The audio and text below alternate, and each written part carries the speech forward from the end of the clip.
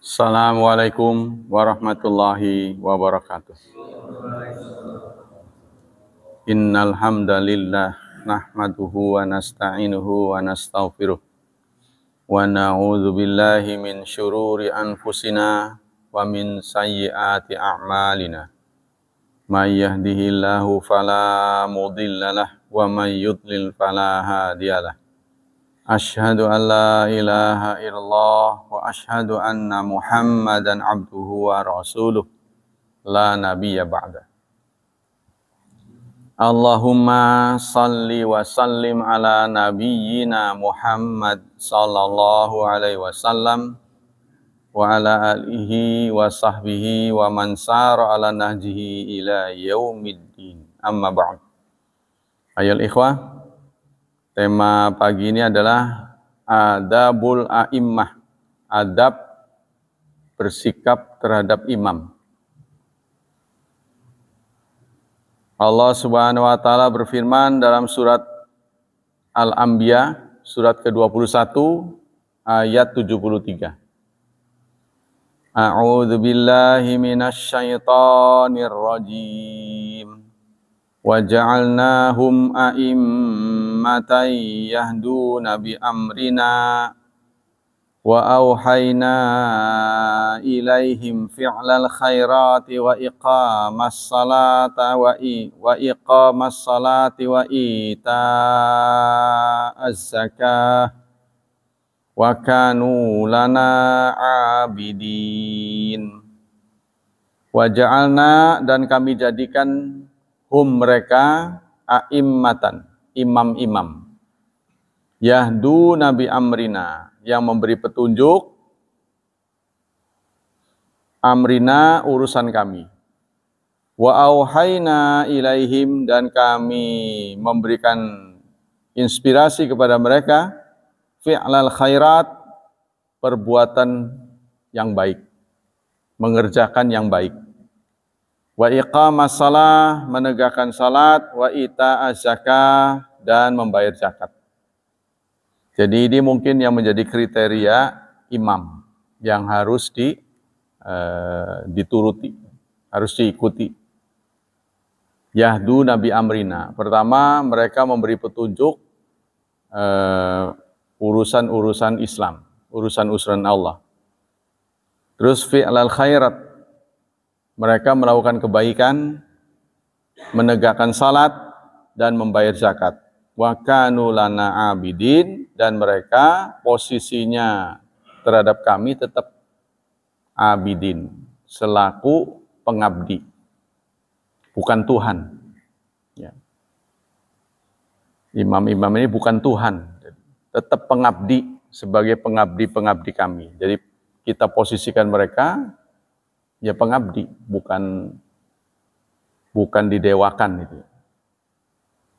Wa an Abi Hurairah radhiyallahu an, dari Abi Hurairah radhiyallahu an, qala Rasulullah sallallahu alaihi wasallam. Rasulullah bersabda, innama ju'ilal imamu liyutamma bih. Sungguh imam dijadikan hanya untuk diikuti. Fala takhtalifu alaih, maka janganlah kalian berselisih dengannya. Fa idza kabbara, maka jika dia bertakbir, fakabbiru, baru bertakbir. Kalau dia sudah bertakbir, baru kalian bertakbir. Wa idza raka'a farka'u, dan jika dia ruku, rukuklah. Wa idza qala, dan jika ia berkata, sami Allahu liman hamidah, seorang imam mengatakan itu, faqulu, maka katakan oleh kalian, Rabbana lakal hamd. Wa idza sajada, dan jika dia sudah sujud, fasjudu, barulah kalian sujud. Nah, inilah petunjuk dari Rasulullah, jangan diperselisihkan. Nah, dalam mengartikan, mentafsirkan hadis ini, Syekh Utsaimin berpendapat, jadi kalau imam berkunut, artinya imam melakukan hal-hal yang sifatnya khilafiyah. Khilafiyah itu kan bisa benar, bisa enggak. benar menurut pelakunya. Ya kan, namanya khilafiyah. Beda sudut pandang. Maka pada saat kita posisinya sebagai makmum, kita harus ikuti gerak lahiriahnya. Nah, terserah Anda setuju atau tidak, ini pendapat fatwa dari Syekh Utsaimin. Contohnya kita berpendapat kalau sujud tangan dulu. Tapi imam itu saat itu dengkul dulu, maka kita harus jatuhkan dengkul kita. Nah, kalau kita sholat sendiri, pendapat kita sendiri. Silahkan. Itu pendapat dari Syekh Utsaimin. Karena itulah sikap kita waktu sendiri dan waktu menjadi makmum berbeda. Maka ini ancaman dari Rasulullah, jangan berselisih. Kalau dia menjatuhkan tangan dulu, kita biasanya dengkul dulu, kita tetap pada pendirian kita. Namanya ikhtilaf. Berselisih. Kalau dalam hal-hal yang sifatnya khilafiyah, ya, tapi tahu nggak mana yang disepakati, mana yang tidak, kita harus tahu. Kan gitu. Contoh yang sederhana adalah kalau imam melakukan mimpin salat berjemaah yang lebih dari 2 rakaat. Setelah 2 rakaat itu kan mestinya duduk, ya kan? Duduk at-tahiyat awal, baik maghrib, zuhur atau asar. Lalu dia berdiri. Apa yang Anda lakukan, saudara lakukan sebagai makmum? Berdiri kah duduk? Berdiri. Padahal itu kan khilaf itu. Harusnya duduk. Paling kita subhanallah, gitu kan? Subhanallah, mengingatkan. Tapi kalau imam tetap pada pendiriannya berdiri, kita tetap berdiri. Contohnya itu. Lain hal kalau rakaatnya sudah habis. Contohnya maghrib sudah 3, zuhur sudah 4, asar sudah 4. Lalu berdiri lagi untuk yang kelima, atau maghrib berdiri lagi untuk yang keempat. Nah, ini tidak ada khilaf, tidak boleh. Maka kita tidak boleh berdiri. Kita dihadapkan pada pilihan menunggu atau menyelesaikan sendiri. Tapi kalau untuk keseragaman, kita diminta menunggu. Ya, jadi kita mengisi dengan kegiatan-kegiatan yang dibolehkan saat duduk terakhir. Memperbanyak doa sambil menunggu imam duduk, nanti salam bersamaan. Nah, inilah saudara. Jadi kita diminta dalam akhlak, ya. Beda akhlak kita antara kita menjadi makmum berjemaah dan sholat sendiri. Kalau sholat sendiri karep dewek. Contohnya sholat rakaat pertama 1 juz, silakan, nggak apa-apa. Tapi kalau saudara menjadi imam harus ingat, di belakang ada yang tua, ada yang punya kepentingan. Gitu kan? Jadi jangan terlalu panjang, di luar dari sunnah. Tapi kalau ada sunnahnya panjang, ya nggak apa-apa. Terserah Anda setuju apa enggak. Contohnya setelah sami Allahu liman hamidah, ada yang tangannya sedakep, itu menurut Syekh Utsaimin, ada yang tetap dijulurkan. Kalau kita menjadi makmum, kita lihat imamnya, sepanjang kita bisa melihat, betul. Kalau kita di saf kedua, ketiga nggak kelihatan, kita nggak usah begitu. Sepanjang mampu kita lihat geraknya. Jadi kata Syekh Utsaimin, yang ditirukan tuh geraknya, bukan ucapan yang sir. Karena ucapan sir kan nggak mungkin bisa didengar.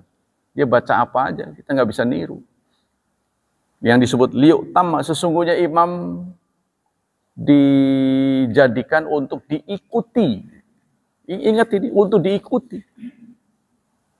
Jadi kalau dia ruku, ikut ruku. Artinya di sini nggak disebut, kalau kunut, ikut kunut. Walaupun kita nggak setuju, karena itu khilafiyah. Bukan bid'ah. Kalau bid'ah, kalau kita menentukan bahwa kunut itu bid'ah, imamnya kunut, Anda berdosa. Karena Anda terlibat dalam perbuatan dosa. Begitu maksudnya. Kalau saya menempatkan kunut sebagai bid'ah, lebih baik saya nggak sholat bareng dia.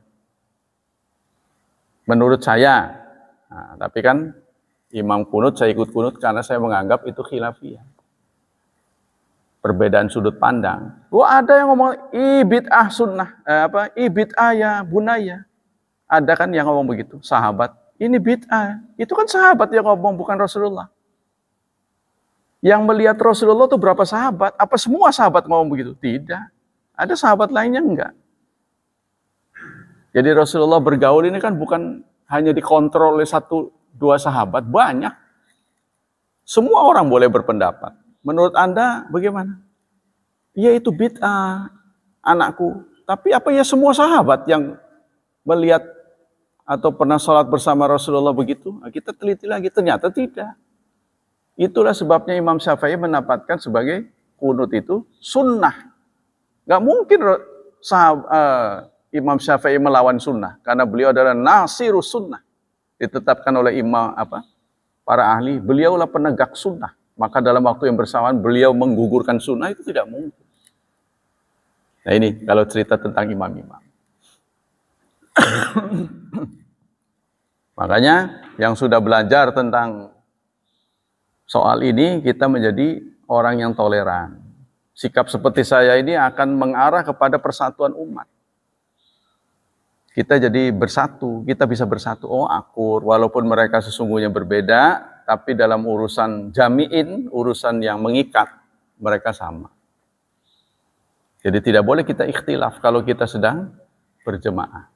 Contohnya, imam belum turun, kita duluan, itu kan nggak boleh. Jadi harus bareng gerak. Kita lanjutkan. Ya, nah itu. Ya, karena kita mengikuti imam.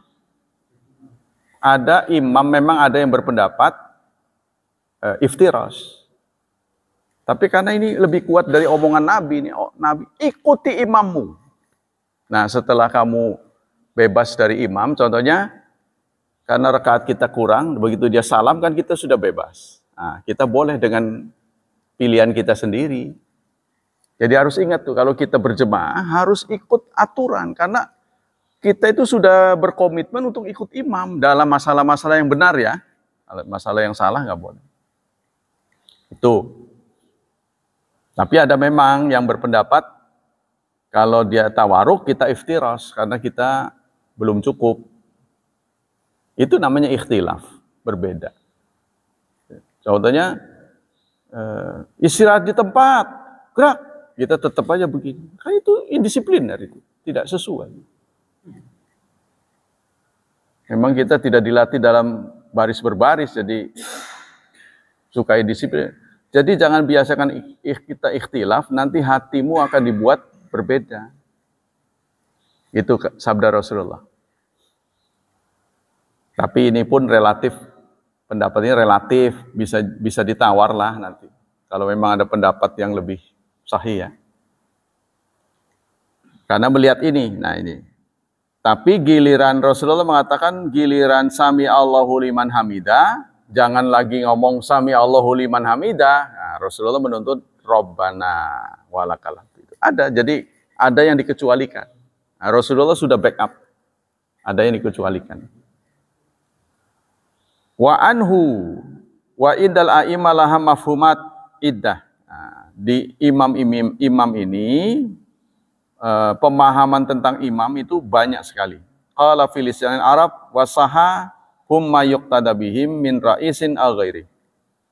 Yang disebut imam itu bukan saja pemimpin penguasa, tetapi juga orang yang diteladani, baik itu penguasa atau bukan. Ya, contohnya imam masjid itu juga imam. Al-muqtada bihim fi majal khair wa syarr tau'an aw karhan wa min mafhumati itlaqu al anbiya. Nah, nabi-nabi juga disebut imam. Ya, dalam surat 21 ayat 73 tadi yang sudah dibacakan, wa ja'alnahum a'immatan. Ada dalam surat Al-Baqarah juga, wa idzibtala Ibrahim rabbuhu kalimatin fa'atammahunna. Qala inni ja'iluka lin-nasi imama. Ingatlah ketika Ibrahim diberi ujian, Ibrahim mampu menyelesaikannya dengan baik, lulus. Lalu Allah melantik Ibrahim. Inni ja'iluka linnasi imama. Aku jadikan engkau sebagai imam. Ibrahim menjawab, wa min dzurriyyati. Keturunan-keturunanku juga ya. Minta kepada Allah ini. Ya Allah, semoga keturunan-keturunanku juga. Allah jawab, la yanalu ahdiz zalimin.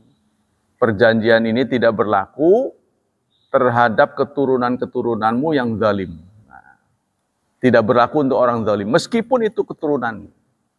Jadi ajaran Islam tuh menganut ya ajaran mengutamakan prestasi, bukan prestis, tapi prestasi. Prestasi itu adalah capaian gitu. Kalau prestis itu kan yang kita terima dari lahir, kita anak orang kaya, kita berdarah biru, teman kita darahnya merah, kita biru. Kita bermata biru, teman kita matanya hitam, itu tidak patut dibanggakan, karena itu sudah dapat dari lahir. Islam tidak menganut itu.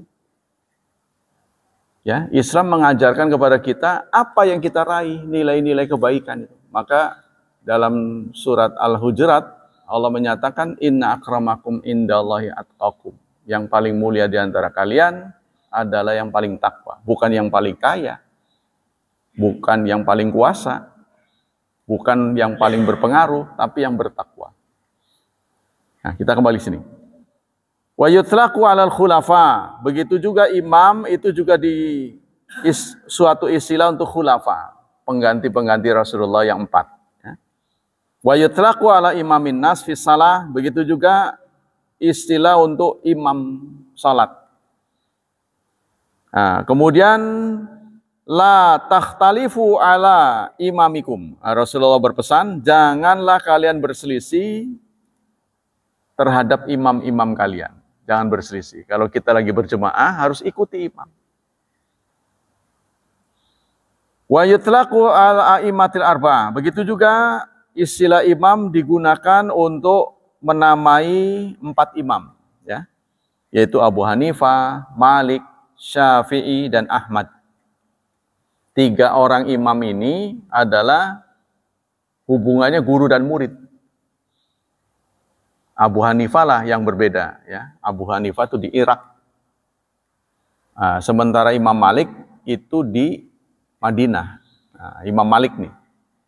Imam Malik itu masih keturunan dari seorang sahabat Anas bin Malik.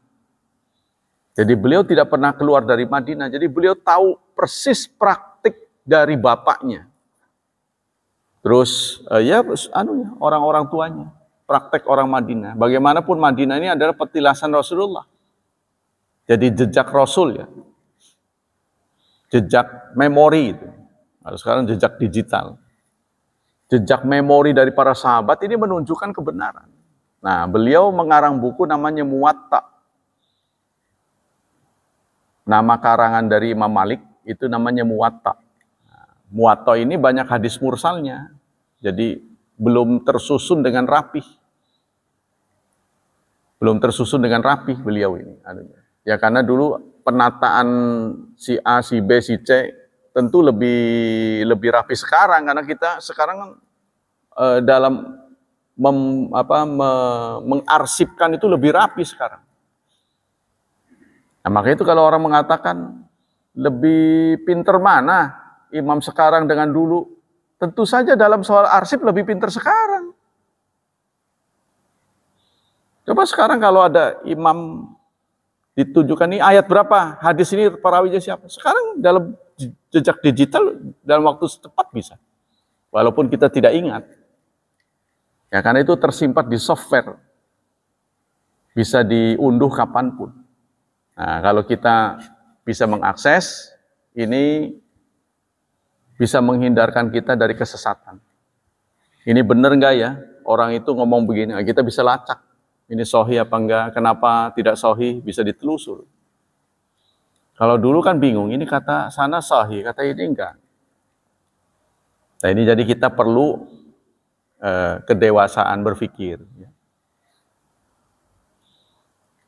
Nah begitu juga wa yutlaqu ala ulama al-arifin. Begitu juga istilah imam ini diistilahkan kepada ulama-ulama yang arif. Mujahid ini ahli tafsir. Ya. Wal Hasan Basri. Ya. Wa Sa'id bin Jubair, wa Ibnu Katsir, dan Ibnu Katsir. Wa Nafi, wa Ali Ibnu Madini. Nah, Ali bin Madini ini kalau nggak salah guru dari Imam Syafi'i kalau salah. Ya. Jadi beliau punya guru banyak. Jadi hubungan 4 imam ini, yang 3 ini adalah hubungannya murid dan guru. Imam Malik, guru Imam Syafi'i guru dari Imam Ahmad. Jadi hubungannya gitu. Saat mereka guru dan murid masih hidup, itu saling menghormati. Jadi nggak menekan, kamu berani-beraninya beda dengan saya. Nggak begitu. Itu hak dia gitu untuk berpikir berbeda. Gitu, ya. Karena boleh jadi di kemudian hari pendapatnya itu salah. Karena bukan nabi kan. Sehingga Imam Syafi'i memberikan pernyataan begini. Mazhabi sawabun yahtamilul khata. Pendapatku benar. Tapi bisa salah. Wa mazhabu ghairi khata'un yahtamilus sawab. Pendapat orang lain selain aku salah, tapi boleh jadi benar suatu saat. Apabila terjadi apa yang menjadi pendapatku ini salah atau benar, ya, pendapatku ini menurutku benar, di kemudian hari ada hadis yang bertentangan dengan pendapatku, maka secara otomatis aku akan rujuk kepada hadis sahih. Ini kesadaran Imam Syafi'i. Sebab kemampuan beliau untuk meneliti kan semua orang terbatas. Ya. Semua orang sadar, para ahli-ahli ini juga. Penelitian ini hanya sifatnya sementara. Ini benar menurut aku sekarang. Tapi nanti kalau suatu saat saya menemukan dalil yang berbeda dengan hari ini, ya otomatis aku akan pindah ke pendapat itu. Kita lanjutkan. Wa yutlaqu 'alal a'immati sittah. Begitu juga istilah imam itu juga diperuntukkan untuk ahli-ahli hadis, pengumpul-pengumpul hadis yang 6, yaitu Bukhari, Muslim, Abu Dawud, ya, Tirmidzi, An-Nasa'i, Ibnu Majah. Ini juga diistilahkan untuk 6 itu. Nah, 6 buku ini jarang dikaji, saudara. Sebenarnya kita sendiri secara tidak sadar itu tidak mentaati Rasulullah. Karena Rasulullah menyatakan, taraktu fikum amrain. Aku tinggalkan 2. Lan tadhillu abadan. Kalian tidak akan sesat. Ini jaminan dari Rasulullah, tidak akan sesat selamanya. Ma in tamassaktum bihima, sepanjang kalian berpegang teguh kepada keduanya. Apakah yang 2 itu? Kitabullah wa sunnata rasul. Kitabullah dan sunnatur rasul. Nah, menurut manhaj salafus salih yang diakui ini ada 6. Meskipun jumlahnya ada yang lain, lebih dari 6. Yang 6 aja belum selesai. Nah, 6 itu Bukhari, Muslim, ya, Abu Dawud, Tirmidzi, Nasa'i, Ibnu Majah. Nah, 6 ini jarang dikaji, saudara. Kalau Quran kita baca, tafsir banyak. Ya, pernah nggak kita datang ke satu majelis taklim, kita tanya, yang dikaji apa? Sunan Ibnu Majah. Nah, jarang. Ya. Atau Abu Dawud. Ini lagi mengkaji hadis Abu Dawud. Atau mengkaji Sahih Bukhari. Nah, di sini ada Sahih Bukhari, yaitu Fathul Bari. Fathul Bari itu adalah syarah dari Sahih Bukhari. Ada lagi Sahih Muslim, ditulis oleh Imam An-Nawawi. Nah, itu juga belum diajarkan di sini. Harusnya ini pesan Rasul ini, tapi yang kita kaji beda-beda. Kalau ini akhlak campuran. Ngambil dari sana sini. Nah, satu saat kita harus turunkan 6 kitab ini supaya sesuai dengan pesan Rasulullah. 7 berarti dengan Quran ya. Kalau kita pelajari 7 kitab ini, insya Allah kita akan terhindar dari kesesatan. Wa yutlaku ala man lahum madzahib wattiba. Dan istilah imam itu juga untuk para imam-imam mazhab. Jadi kita perlu belajar sejarah. Kenapa mereka bisa disebut mujtahid. Mujtahid mutlak. Ilmunya seberapa? Apa ada enggak zaman sekarang orang yang setara dengan mereka? Ada enggak? Nah, seperti Imam Al-Ghazali. Ya, Imam Al-Ghazali tidak masuk dari 4 imam ini. Sebab beliau hidup tahun 500-an. Kalau imam-imam ini kan di bawah 300. Imam Ghazali ini menetapkan dirinya sebagai pengikut Imam Syafi'i. Tapi tidak semua pendapat Imam Syafi'i beliau ikuti. Antara lain, pendapat beliau yang berbeda, menurut beliau, jika ada seorang muslim nggak ngerti dengan apa yang dia baca, nggak ngerti artinya maksudnya, nggak ngerti. Contohnya, iyyaka na'budu wa iyyaka nasta'in. Artinya apa? Wah, nggak tahu saya, baca doang saya mah. Nah, menurut Imam Al-Ghazali tidak sah. Ini menurut Imam Al-Ghazali. Sebab menurut beliau, syarat orang yang sholat itu harus mengerti apa yang dia baca. Karena beliau melihat itu. Ya ayyuhalladzina amanu la taqrabus salata wa antum sukara hatta ta'lamu ma taqulun. Wahai orang-orang beriman, janganlah engkau mendekati salat sementara kalian mabuk sampai kalian mengerti apa yang kalian ucapkan. Nah, ini sampai kalian mengerti. Mabuk nggak boleh ini karena nggak mengerti apa yang dia baca. Jadi orang Arab ngerti bahasa Arab, dia tidak akan ngerti apa yang dia ucapkan kalau dia mabuk. Orang Indonesia nggak perlu mabok udah nggak ngerti, nggak perlu mabok lagi, udah nggak ngerti. Maka menurut Imam Ghazali alasan tidak bolehnya itu karena nggak ngerti. Maka orang yang nggak ngerti walaupun nggak mabuk disetarakan dengan mabuk. Jadi harus ngerti apa yang dia baca. Nah inilah ya perbedaan-perbedaan dalam hal tertentu. Wa idza kana imaman fi syarr faqad sanna sunnatan sayyi'ah. Wa idza kana imaman fil khair, apabila mana ini? Wa kana haqqan batilan sawaun waqad amara ta'ala bi ayas al insan rabbahu bi ayajalil muttaqina imama. Doa-doa kita panjatkan kepada Allah Subhanahu wa taala supaya Allah menjadikan kita menjadi imam muttaqin. Surat 25 ayat 74. Wa ja'alna lil muttaqina imama. Ya Allah, jadikanlah kami pimpinan-pimpinan orang muttaqin. Fa idza kana imaman fil khair faqad sanna sunnatan hasanah. Lahu ajruha wa ajru man amila biha ila yaumil qiyamah. Apabila ada orang menjadi imam kebaikan, maka pahala yang Allah berikan pada orang itu banyak, menyerukan kebaikan. Kita benar nyuruh orang lain yang nggak benar jadi benar. Maka saat orang itu menjadi benar, kita mendapat pahala tambahan. Jadi seperti yang saya ucapkan, kegiatan kita hari-hari sekarang ini adalah mengumpulkan pahala. Nah, pahala kita ini produksinya lambat. Ya, kita bisa percepat dengan cara melibatkan orang lain. Melibatkan orang lain bagaimana? Apa yang baik? Pengajian baik. Kita ajak yuk, ngaji yuk. Nah, ketika dia mau ngaji nih, kita dapat tambahan pahala. Tapi kalau kita berangkat sendiri, ya sendiri aja. Maka kita diminta untuk ngajak orang. Kebaikan. Jadi jangan mengandalkan diri sendiri. Nah, kita juga ngajarkan pada orang lain.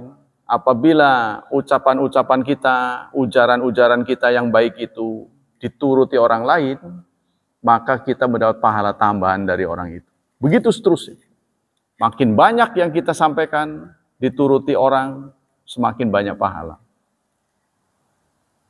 Nah, itu kalau kebaikan. Sehingga pada gilirannya kita akan mendapat kehormatan lebih dari orang biasa. Nah, imam-imam tuh. Itu kalau kebaikan. Wa idza kana imaman fisyarr. Sebaliknya, kalau imam itu mengajak pada keburukan, faqad sanna sunnatan sayyi'ah.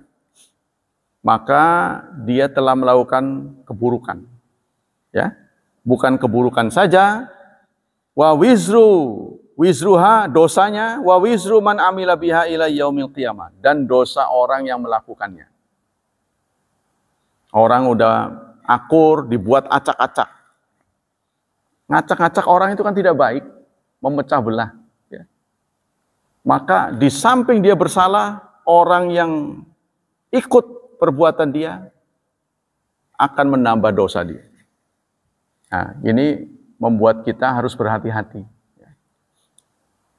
Jadi kalau harus melakukan kejahatan, udah sendiri aja. Kalau kebaikan, banyakan gitu. Kali gitu kalau kita cerdas ya. Kalau mau berbuat baik, udah sana. Di Haromen. Kalau kira-kira mau berantem, di Indonesia aja. Jangan di sana. Sebab, faman faradofina haj. Barang siapa yang wajib haji, fala rafath, wala jidal, wala fusuqa fil haj. Jangan ada rafath, jangan ada mesum, jangan ada pertengkaran, jangan ada kemalasan. Nah, kalau bakalnya mau mesum, mau bertengkar, mau malas, di Indonesia aja. Supaya nilai minnya nggak terlalu banyak. Karena di sana kan serba ditingkatkan. Ya, jadi jangan kita tertarik dengan kebaikannya. Kalau kita berbuat salah di sana, dosanya tambah banyak. Nah itu supaya ini neraca anunya kita ini berimbang. Wa mimman utliqa alaihim a'immata al-Juwaini wal Ghazali wal Qurhi wal Bastawi wa Ibnu Sa'ati wa Subki. Dan yang dinamai imam itu juga Imam Juwaini. Imam Juwaini imam mana ini? Yang kita kenal Imam Bonjol ya. Imam Ghazali ini Ihya Ulumuddin ini terkenal dalam soal pendidikannya.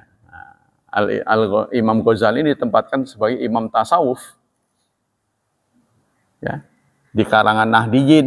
Nah, tapi kalau dari sisi hadis, beliau sering ya mempromosikan hadis dhaif. Kadang maudhu. Itu dalam Ihya Ulumuddin. Sehingga Ihya Ulumuddin ada yang tashih. Jadi kalau kita baca atau ngaji kitab Ihya Ulumuddin, di kirinya ini, kanan kirinya ada tashih. Ya, ada yang mentarjih. Ini hadis ini dhaif. Jadi kita harus hati-hati. Oh, ini dhaif, jangan dipakai. Contohnya salat raghaib, salat apa gitu, yang tidak dicontohkan oleh Rasulullah. Beliau sendiri yang mengatakannya. Orang lain nggak ada. Dilihat hadisnya juga nggak ada. Itu banyak kita jumpai dalam Ihya Ulumuddin. Jadi pembaca Ihya Ulumuddin ini harus ini yang kita baca nggak apa-apa kan. Tapi tidak semuanya jelek, saudara. Beliau punya teori-teori dalam pendidikan, mendidik anak, mendidik masyarakat, itu bagus. Nah, kemudian wal Qurhi, wal Bazdawi, ini nama-nama yang kita nggak kenal. Wa Ibnu Sa'ati, wa Subki, Imam Subki. Wa Abu Umar, minal Qurra, itu baru imam di bidang fikih. Ada lagi imam di bidang tahsin. Di bidang tahsin ini ada imam lagi. Ada orang yang sekarang tahsinnya itu kepengen punya sanad nyambung sampai ke Imam Sudes. Yang sekarang menjadi imam di Masjidil Haram, Imam Sudes. Banyak kan imam-imam itu di bidang qiraat. Yaitu kreativitas kita. Silahkan aja. Jadi kalau orang yang ditakdirkan suaranya merdu, kejarlah. Sebab itu keistimewaan yang Allah berikan pada Anda. Jadi ada pesantren tahfidz begini. saking susahnya belajar nahwu saraf, mereka ingin nahwu saraf ini dikurangi gitu. Karena bikin pusing. Jadi mau konsentrasi menghafal Quran saja.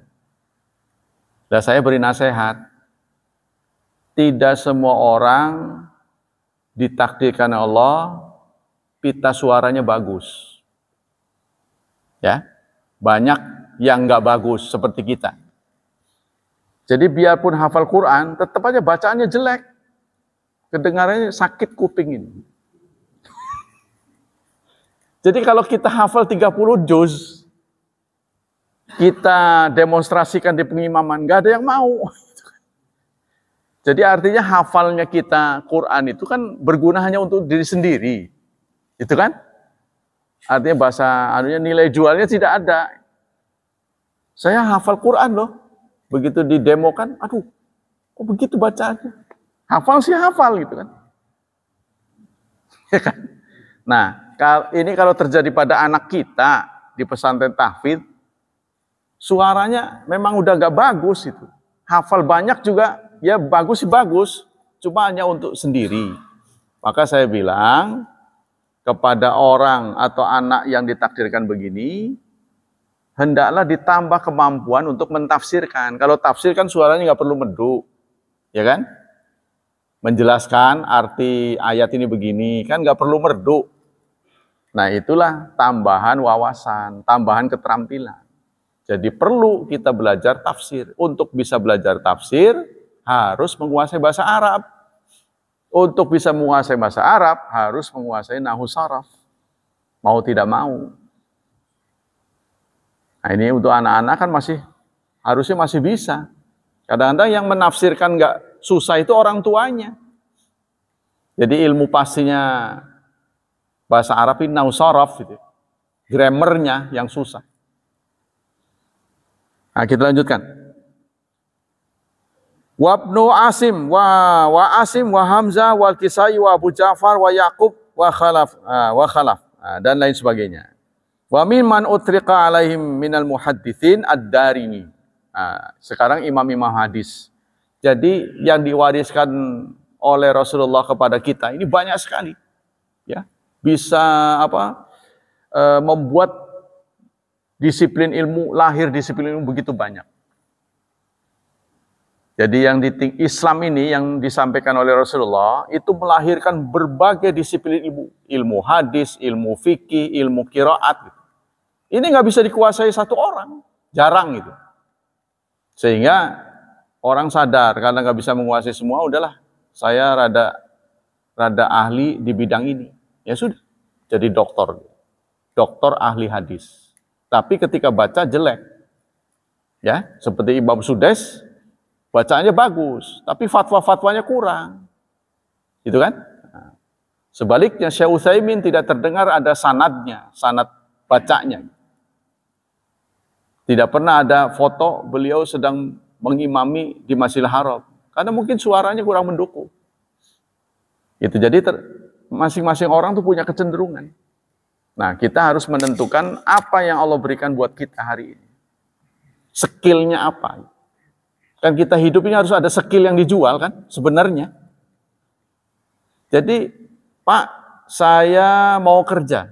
Kan pasti yang punya perusahaan itu mengatakan, apa yang Anda bisa buat saya ini apa? Saya mau bayar ini.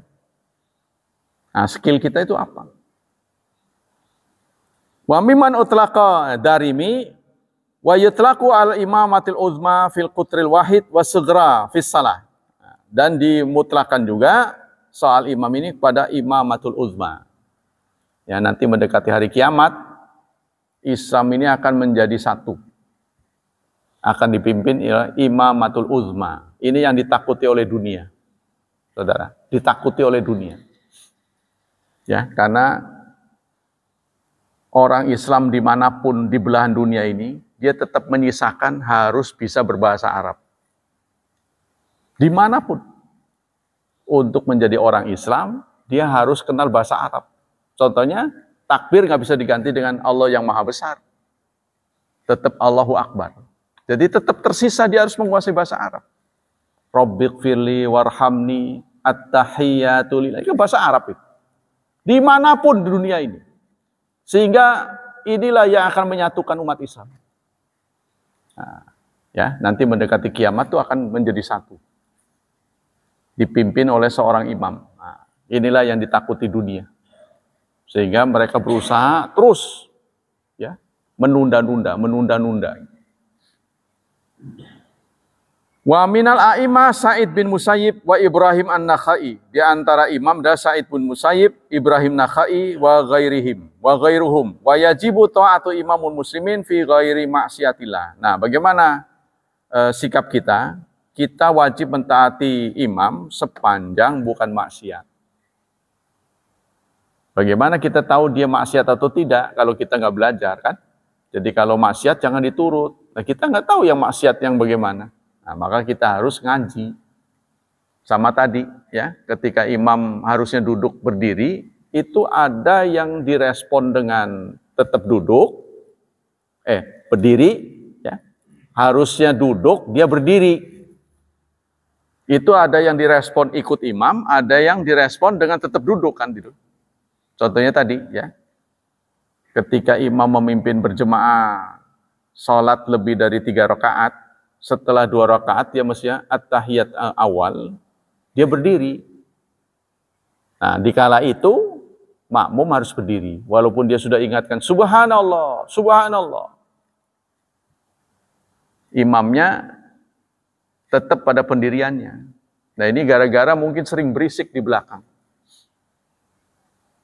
Gara-gara maka itu suara harus yang diproduksi dengan keras itu harus satu dari lisan seorang imam. Nanti kalau trouble, contohnya subhanallah, wah ini berarti peringatan. Tapi kalau terbiasa sir dikerasin, subhanallah. Nah, jadi dia recok. Ini orang baca subhanallah mengingatkan saya atau dia bertasbih. Itu kan gara-gara sering berisik. Makanya suara harus satu, yang volumenya bisa didengar itu harus imam. Supaya nggak recok. Maka saat dia berdiri, padahal harusnya duduk, makmum, subhanallah. Biasanya hening. Wah, ini ingetin saya. Berarti ada yang salah. Persoalannya kenapa dia tetap pada pendiriannya, nggak bisa nanya soalnya. Imam kan nggak boleh nanya. Ya kan? Apa sih subhanallah, subhanallah? Maksudnya apa? Nah, gitu, nggak bisa nanya. Ada kesalahan apa saya ini? Kan nggak bisa nanya. Jadi kita harus menghormati hak prerogatif seorang imam. Ya, ketika dia subhanallah, subhanallah, kanan kiri subhanallah, tetap aja berdiri. Wah, mana saya udah ditunggu jemputan ini, nambah masalah. Berarti rakaat kita bakal nambah nantinya kan? Wah, masalah ini.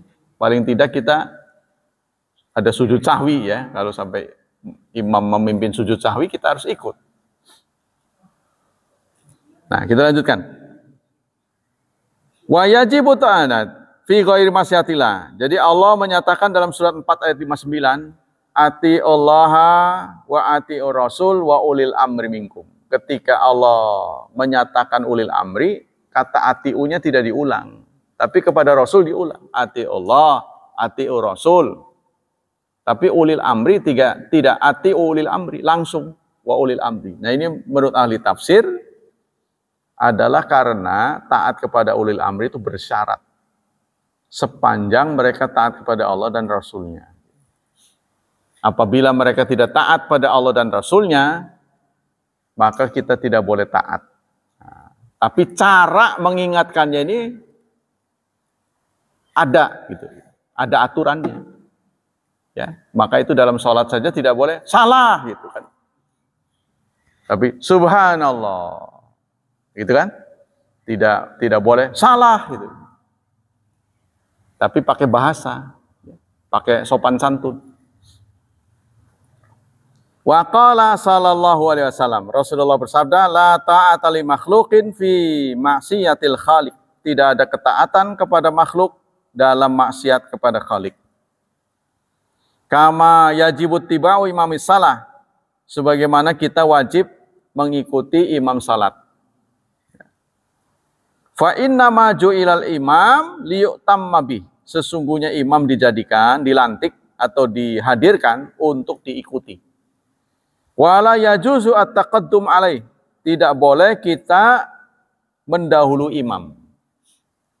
Tapi kalau formasi sholat yang tidak begitu banyak, saudara, kalau kita sholat berjemaah cuma 2 orang, 1 imam, 1 makmum, maka barisannya rata ya.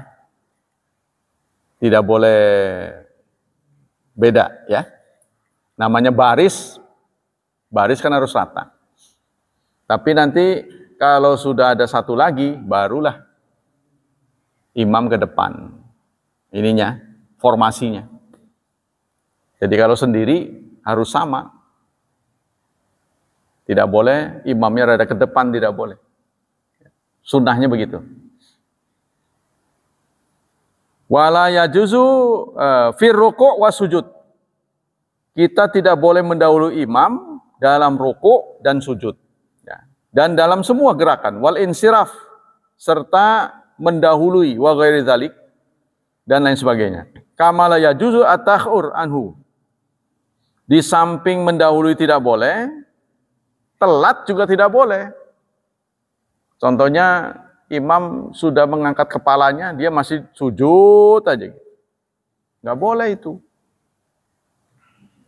Begitu dia angkat, imamnya udah sujud lagi. Ya, jadi kita harus mengikuti gaya imam. Makanya kecenderungan orang tua, jamaahnya orang tua cenderung enaknya dipimpin orang tua. Karena sama telatnya. Kalau sekarang imamnya anak muda, ngos-ngosan orang tua. Bukan apa-apa. Wah, itu kok cepet amat ini. Kan geraknya udah lamban ya. Kalau sama tuanya dia enak tuh, iramanya. Ya, jadi bukan apa-apa. Memang meskipun muda, kalau dia bacanya bagus, terus ngerti mana yang membatalkan, mana yang tidak, boleh. Begitu juga kalau kita sebagai anak muda, kita harus lihat di belakang.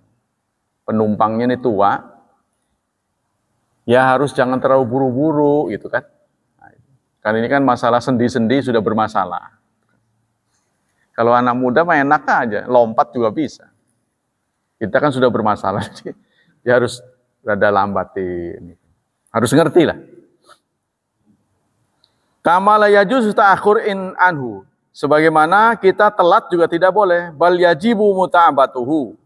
Tetapi wajib mengikutinya. Fa idza raka'a farka'u. Apabila ruku, maka dia ruku. Jadi kita harus konsisten ya. Kita berpendirian, itu hak kita. Kita tidak boleh berubah-berubah. Kalau kita memilih bahwa sholat subuh itu dalil yang kuat tidak berkunut. Itu tidak boleh kadang kunut, kadang enggak. Tidak. Saya tetap pada pendirian saya. Ketika didaulat untuk jadi imam. Maaf, saya tidak kunut. Terang-terangan aja. Ketika mereka mimpin kunut, ya saya ikut. Dengan mando begini. Mereka minta saya, maaf saya tidak kunut. Oh nggak apa-apa Pak. Nah, kan enak jadinya. Jangan selonong aja. Ya, jangan selonong saja. Kan ini supaya ada kesepakatan dulu, nego. Bagaimana? Saya nggak kunut. Oh nggak apa-apa Pak. Oh gitu. Jadi kan dia enak. Jangan sampai ngedumel. Gimana orang ini? Ya, jadi kan kita sholat ini kan menghadap Allah, hatinya ini harus jernih, bening, tentram. Soal dia milih begitu, kita tidak bisa menentukan, merampas hak orang untuk memilih. Silakan Anda pilih. Pilihan saya begini, kan? Wa fi asrina tabawa'a li imamil muslimin fid dini ulama afadil. Di zaman sekarang, ya, dilantik seorang imam untuk menempati jabatan-jabatan penting. Ya, artinya dilantik seseorang untuk menempati imam. Di masjid-masjid tertentu sudah ditentukan imamnya ini. Gitu. Nah, maka ya kita harus turuti. Itu saja yang boleh jadi imam. Itu ya. Nah, kalau kita menjadi tamu, jangan nyelonong jadi imam. Walaupun kita, wah, kayaknya lebih pinter saya daripada dia. Jangan begitu. Sepertinya begitu ya. Lalu kita langsung masuk ke pengimaman. Kita harus diam dulu. Silakan Pak. Nah, kalau sudah penduduk situ membolehkan, ya nggak masalah. Wal ilmu. Ka'amsali sama Syekh Abdul Aziz bin Bas wa ghairihim mimman syuhidat lahul a'immah bil imamah. Nah, ini sebagaimana Arab Saudi melantik imam-imam. Harus sekarang Saleh Fauzan. Ya. Syekh Saleh Fauzan. Nah, itu menjadi pimpinan fatwa. Kita tidak boleh menghina. Kalau menghina nanti dia ngomong, apa itu Soekarno, apa itu Bung Hatta. Anda sakit kalau begitu? Sakit kan? Dasar Wahabi. Wahabi itu, Syekh Abdul Wahab adalah pahlawannya Arab Saudi. Dengan jasa beliaulah Arab Saudi ini menjadi satu. Tadinya itu acak-acakan, kabilah-kabilah. Jadi kalau kita mengatakan itu, ya, itu sama dengan orang lain menghina pahlawan kita. Apa itu? Jenderal Sudirman, apa tuh? Anda kan sakit. Nah, kita belajarlah menghormati pilihan orang. Apalagi beliau imam yang benar, gitu kan? Kecuali ada orang yang dijadikan pahlawan, kemudian dia tokoh yang benci pada Islam. Nah, kita bolehlah mungkin. Ya, contohnya ini ada seorang yang kartunis ya. Kartunis Swedia yang menghina Nabi. Sejak itu beliau selalu dikawal polisi. Tapi kemarin diberitakan ketabrak. Tabrakan mati, tewas di tempat. Pokoknya semua yang menghina Nabi itu berakhir dengan tragis. Kebanyakan begitu. Berakhir dengan tragis. Karena itu mereka setelah dia sadar bahwa dia salah, banyak di antara mereka kemudian minta maaf dan sadar. Nah, yang nggak sadar itu kemarin diinformasikan ketabrak. Polisi sendiri yang menyampaikan itu. Selama ini dijaga-jaga, nggak taunya ketabrak. Sudah tewas. Nah, itulah nas'alallah ta'ala ayyaj'alana lil muttaqina a'immatan lil khair. Kita mohon kepada Allah, semoga Allah mentakdirkan putra-putri kita menjadi pimpinan. Ya, pimpinan yang baik, menjadi qudwah, teladan salihatan yang saleh. Wa ayyahdiya dhalal muslimin, dan Allah memberi petunjuk kepada muslim-muslim yang masih sesat. Semoga kembali ke jalan yang benar. Wallahu a'lam bishawab. Kita lanjutkan masih tentang tanda-tanda kiamat. Nah, kemarin belum selesai ya. Tanda-tanda kiamat yang membuat kita ini tarik nafas. Tuh. Ceritanya begitu katanya. Ini semuanya hadis-hadis sahih. Kemarin sudah disampaikan mendekati hari kiamat, hampir semua mimpi kaum muslimin itu benar. Kalau sekarang kan kita membutuhkan takbir mimpi, karena antara mimpi dan kenyataan berbeda. Nanti mendekati kiamat, hampir semua mimpi kaum muslimin menjadi kenyataan. Kalau sekarang yang menjadi kenyataan itu biasanya ngompol. Mimpi ngompol, bener ngompol. Tapi kalau mimpi A, masih nggak mudeng gitu kan, sekarang ini. Nah, nanti mendekati hari kiamat, apa yang menjadi mimpi kita menjadi kenyataan beberapa hari kemudian. Itu tanda-tanda mendekati kiamat. Kemudian al-hisabu furat an jabalin min zahab.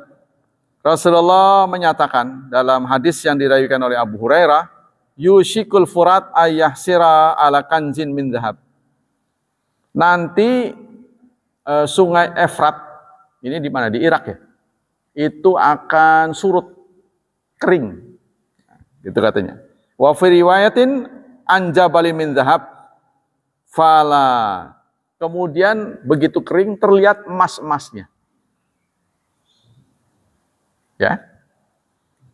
Maka Rasulullah berpesan, kalau kalian nanti hidup di zaman itu mengalami air surut, kemudian emas-emasnya kelihatan, ya, fala ta'khudz minhu syai', jangan ambil. Itu pesan Rasulullah, jangan diambil. Nah, kemarin ini pernah terjadi di Afrika ya. Sebuah lembah apa itu? Orang rebutan tuh. Perongkolan emas. Bisa dapat. Begitu kemarin tahu di gunung apa itu. Fayuqtalu alain nas, sebab akan terjadi perebutan. Jadi orang akan rebutan, kemudian berbunuh-bunuh. Saling membunuh pada saat itu. Fayuqtalu min kullin mi'atin min kulli mi'ah tis'atun wa tis'un. Dari 100 orang yang terbunuh itu 99. Karena rebutan itu. Wa yaqulu qurraju minhum la'alli akuna ana alladzi anju.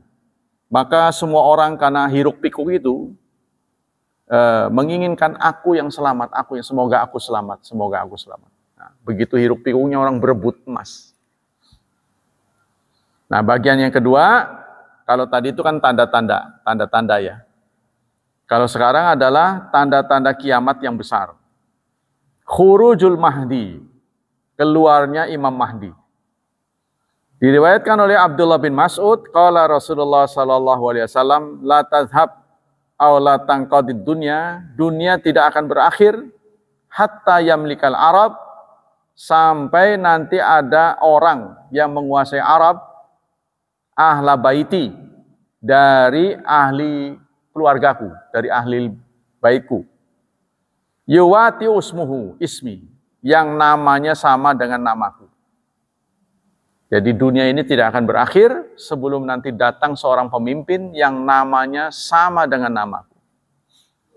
Qala Ibnu Hajar al-Haytami, alladzi yata'anan i'tiqaduhu madalat al-ahadits sahihah min wujudil mahdi al-muntazar. Menurut Ibnu Hajar Haytami, yang diyakini ya dari hadis-hadis yang sahih, sebelum kiamat akan lahir Imam Mahdi. Alladzi yakhrujud dajjal. Dan saat itu keluar Dajjal, kemudian Nabi Isa, wa yusalli Isa khalfahu.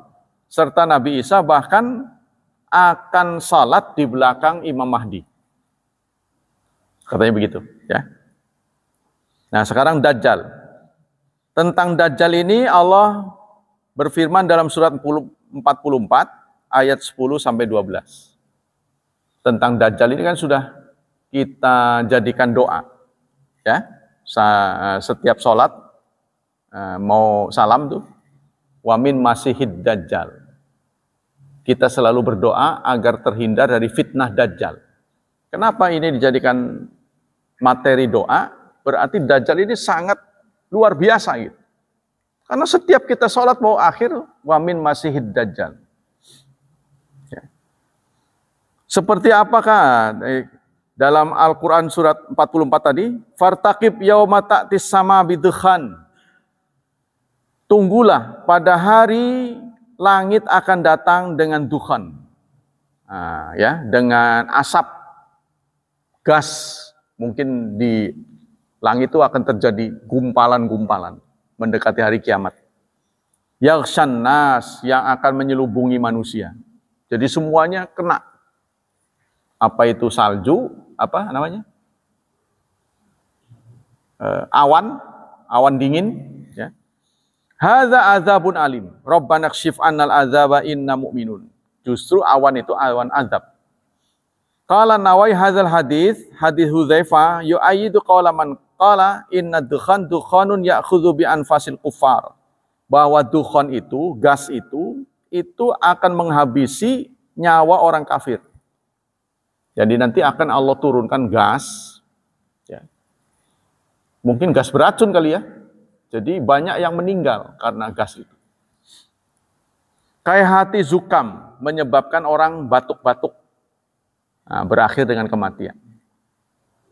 Nah ini boleh jadi saudara, yang kita takuti adalah lomba-lomba apa itu? Menggunakan senjata biologi. Seperti kemarin kita sudah mendapat pelajaran, ya, COVID ini, kita habis 2 tahun. Energi kita habis ngurusi COVID, nggak boleh ketemu, nggak, restoran ditutup, pernikahan juga terbatas berapa orang, ada yang ditunda mana. Itu baru senjata biologi satu negara.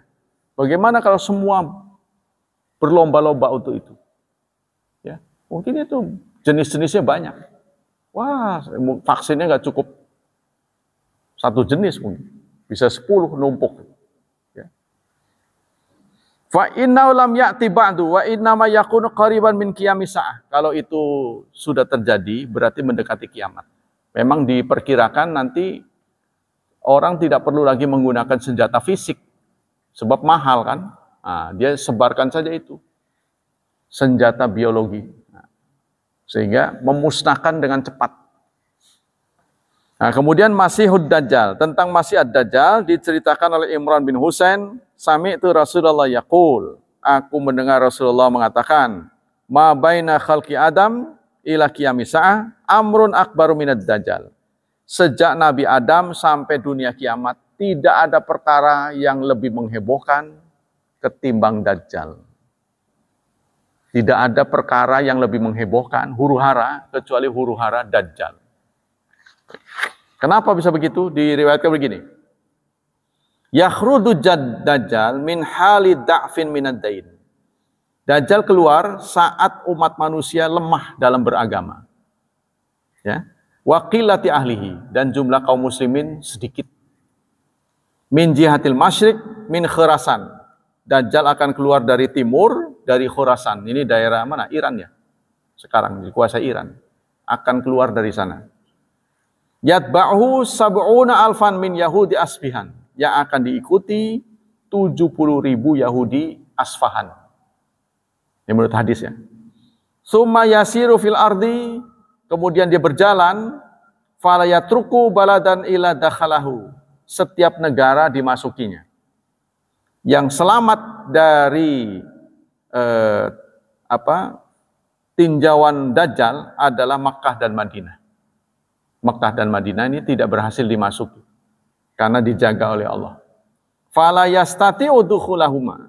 Mereka tidak bisa masuk ke sana li'anal malaikata tahrusuhuma, karena malaikat menjaganya. Fayamkutsu fil ardi arba'ina yauman. Dajjal hanya mukim di dunia ini 40 hari. Tapi yaumun kasana, pada hari itu sehari seperti setahun. Mungkin begitu banyak penderitaan kali ya. Jadi rasanya lama. Jadi hanya tinggal 40 hari saja. Tapi rasanya sehari itu seperti setahun. Sehari seperti sebulan. Sehari seperti Jumat. Wasairu ayami ka ayamin nas. Yang lain-lain sama. Waqad akhbara sallallahu alaihi wasallam anid Dajjal bi umuri ajaib. Rasulullah menceritakan Dajjal karena Dajjal itu bisa mengeluarkan keajaiban-keajaiban. Saking besarnya fitnah. Antara lain, anna Allah Ta'ala yu'tihi anwa'an minal kharaik al-azimah, waqad warada ma'ahu jannah wan nar. Di tangan kanan dan kirinya ada surga dan neraka. Surganya adalah neraka, nerakanya adalah surga. Wa warada anna ya'muru sama antum tira. Ada orang yang paceklik datang pada beliau. Ya, kepada Dajjal, daerah kami kering sudah berapa hari. Kamu mau menjadi pengikutku? Mau. Sebentar dia ngomong turun hujan. Bagaimana orang nggak percaya? Ya. Wal ardu tumbitu fanubitat. Begitu juga tanah kering. Beliau inginkan subur, tiba-tiba menjadi subur. Rumput tumbuh semua. Wa tatba'uhu kunuzul ardi. Beliau diselubungi ya, berlimpah dengan kekayaan dunia. Wa yaqtawal arda bi sur'ah azimah.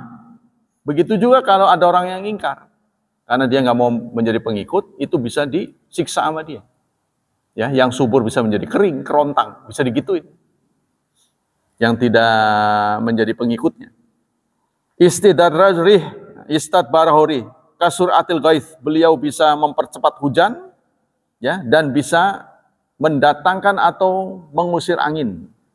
Hatta inan nas la yafirrun minad dajjal ilal jibal. Sehingga banyak orang yang berlarian untuk menyelamatkan diri ke gunung.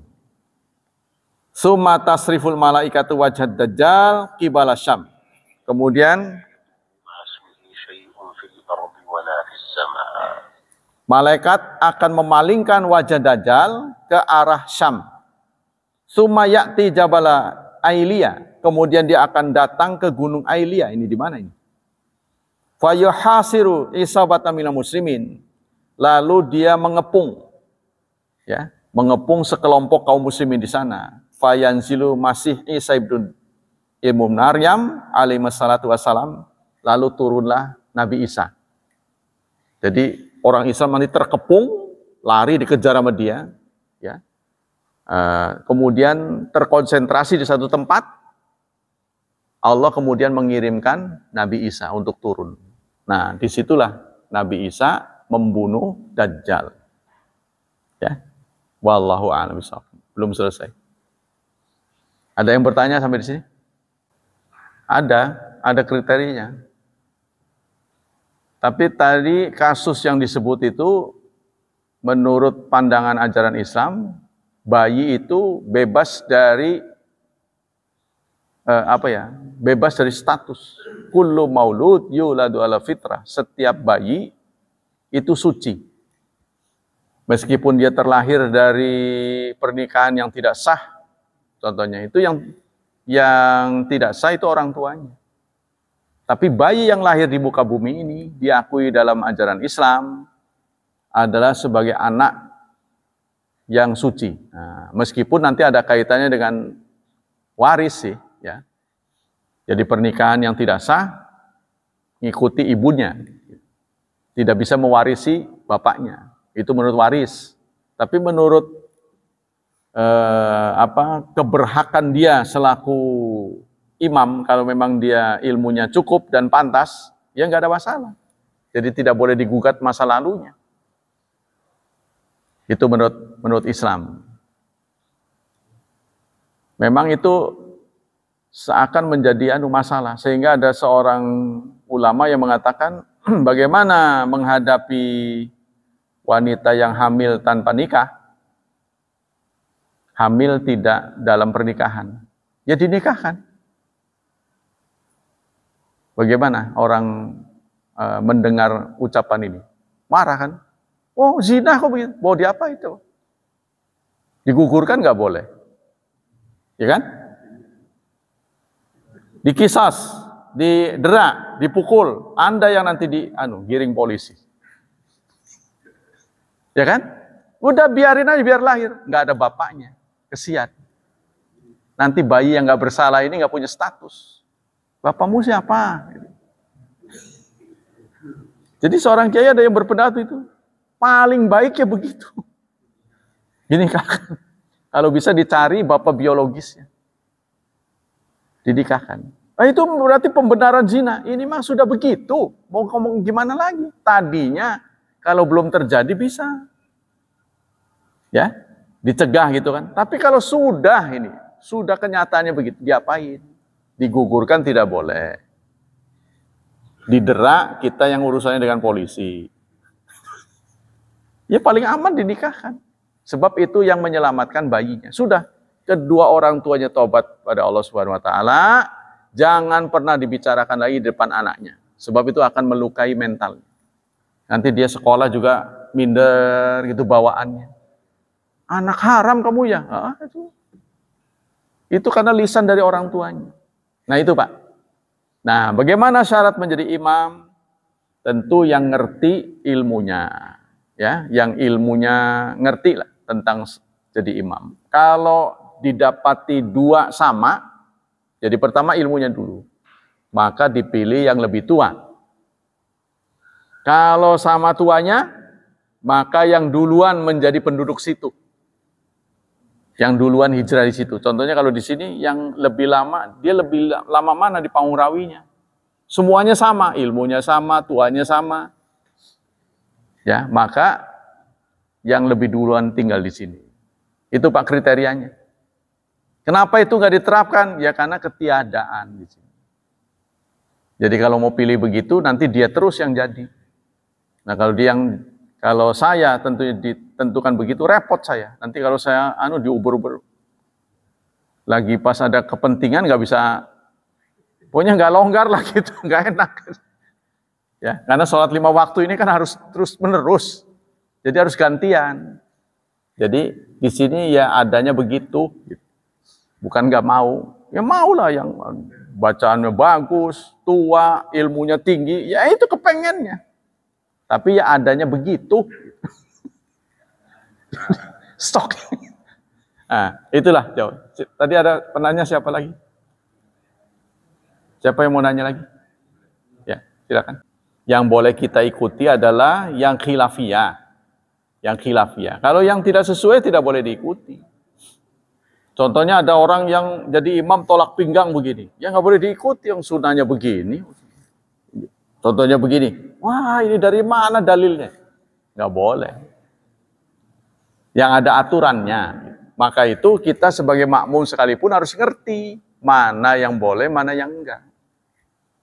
Ya, itu kalau kita melihat bahwa itu ada yang membolehkan, ya kita harus ikut. Kalau hadis Rasulullah aja kan ditempatkan di dada begini. Ini sudah ala sadrih, di atas dadanya. Itu hadisnya begitu. Jadi kalau ada yang begitu, itu pendapat yang nggak sesuai dengan tuntunan Rasulullah, kita nggak usah ikut. Ini maksudnya ada pendapat dari Rasulullah sendiri, ada hadis yang ngomong begini, begini, itu ada dua warna, kita boleh ikut satu di antaranya, mengikuti imamnya. Contohnya tadi turun, apa dengkul dulu, apa tangan dulu, dua-duanya ada, dalilnya ada. Contohnya begitu juga, bismillah mau sir, mau keras. Ya, tapi kan nggak ditiru tuh, ya. Tidak untuk ditiru kan. Itu sah-sah saja. Itu. Cukup ya? Demikianlah hadirin hafizani wa hafizakumullah. Nah, ini. Jangan beranggapan tanya jawab ini sebagai yang sia-sia. Nah, ini menyemarakan kita. Berarti hadirnya itu denger. Kalau tidur kan nggak ada pertanyaan. Ya, jadi ini menambah khazanah. Nah, wawasan kita tambah banyak. Semoga Allah Subhanahu wa taala membalas taklim kita ini dengan pahala yang berlipat ganda.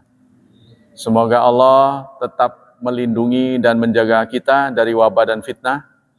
Semoga Allah mencerahkan masa depan putra-putri kita, membentuk mereka menjadi generasi yang salihin dan salihat.